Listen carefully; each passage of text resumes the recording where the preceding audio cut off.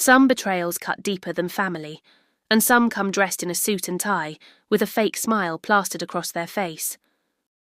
I worked for a tech company in San Francisco for nearly 10 years. I built systems, managed projects, trained new hires. I wasn't flashy, but I was reliable. And my boss, Richard, knew it, or at least I thought he did. But Richard had an ego the size of the Golden Gate Bridge. He loved humiliating people to make himself look powerful, and one Friday morning, in front of the entire office, he decided to target me. He stood by the glass conference room window, smirking as he handed me a pink slip. "Pack up your desk," he said loudly. "You're done here. Maybe now you'll learn you're replaceable." The room went silent. My co-workers avoided eye contact. Richard laughed. "Go ahead, everyone. Say goodbye." "He's finished," I wanted to shout, to fight back. But instead I picked up my box of things and walked out, quietly, calmly. Because while Richard thought he'd humiliated me, he had no idea what storm I was about to unleash. The first thing I did was call my attorney. You see, I wasn't just an employee. I had kept meticulous records, emails, documents, memos, proof that Richard had been mismanaging funds, falsifying reports, and pushing employees to cover up data breaches. Next, I contacted a journalist I'd once met at a tech conference. I gave her everything.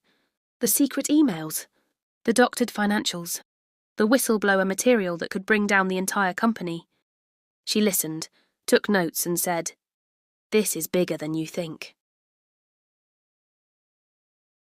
2 weeks later, the story hit the front page of the Wall Street Journal. Headline: Tech Executive Under Federal Investigation for Fraud and Cover-Ups. Within hours, government regulators raided the office. Computers seized, accounts frozen, and Richard? Pulled out of the building in handcuffs, cameras flashing, reporters shouting questions. But the best part? I wasn't just a whistleblower.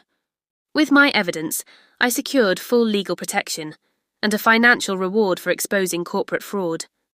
The payout was more than my salary for the past 5 years combined, and I didn't stop there. The journalist's article went viral. Other employees came forward with their own stories. Lawsuits piled up against Richard and the company. His empire crumbled.